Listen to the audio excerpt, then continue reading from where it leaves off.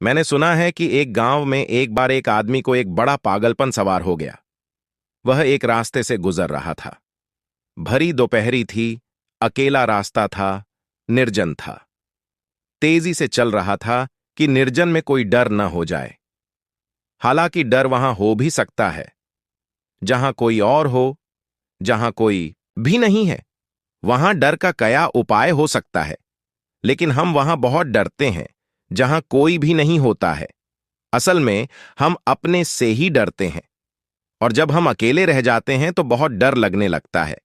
हम अपने से जितना डरते हैं उतना किसी से भी नहीं डरते। इसलिए कोई साथ हो, कोई भी साथ हो तो भी डर कम लगता है, और बिल्कुल अकेले रह जाएं तो बहुत डर लगने लगता है। वह आदमी अकेला था और डर गया और भागने लगा।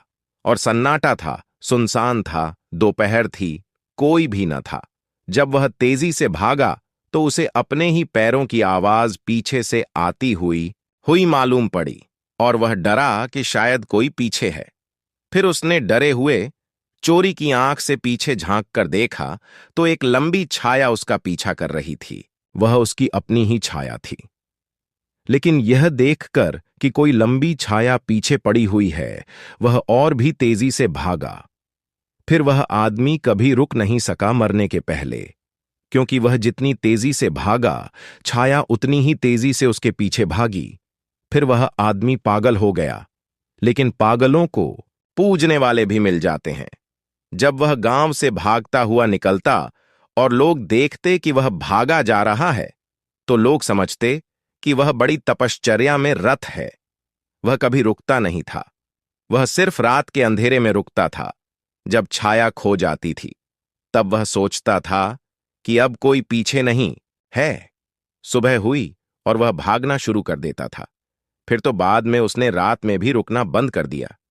उसे ऐसा समझ में आया कि जब तक मैं विश्राम करता हूं, मालूम होता है जितना दूर भागकर दिन भर में मैं दूर निकलता हूं, उतनी देर में छाया फिर वापस आ जाती है।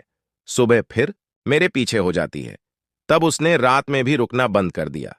फिर वह पूरा पागल हो गया। फिर वह खाता भी नहीं, पीता भी नहीं। भागते हुए लाखों की भीड़ उसको देखती, फूल फेंकती।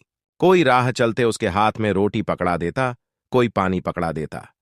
उसकी पूजा बढ़ती चली गई। लाखों लोग उसका आदर करने लगे।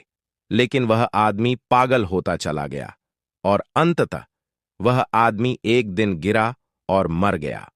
गांव के लोगों ने जिस गांव में वह मरा था, उसकी कब्र बना दी, एक वृक्ष के नीचे छाया में। और उस गांव के एक बूढ़े फकीर से उन्होंने पूछा कि हम इसकी कब्र पर क्या लिखें। तो उस फकीर ने एक लाइन उसकी कब्र पर लिख दी। किसी गांव में, किसी जगह वह कब्र अब भी है। हो सकता है कभी आपका उस जगह से निकलना हो तो पढ़ लेना। उस कब्र पर उस फकीर ने लिख दिया है कि यहां एक ऐसा आदमी सोता है जो जिंदगी भर अपनी छाया से भागता रहा है, जिसने जिंदगी छाया से भागने में गंवा दी। और उस आदमी को इतना भी पता नहीं था जितना उसकी कब्र को पता है। क्योंकि कब्र छाया में है और भागती नहीं, इसलिए कब्र की कोई छाया ही नहीं बनती है। इसके भीतर जो सोया है उसे इतना भी पता नहीं था जितना उसकी कब्र को पता है। हम भी भागते हैं। हमें आश्चर्य होगा कि कोई आदमी छाया से भागता था। हम सब भी छायाओं से ही भागते रहते हैं, और जिससे हम भागते हैं वही हमारे पीछे पड़ जाता है।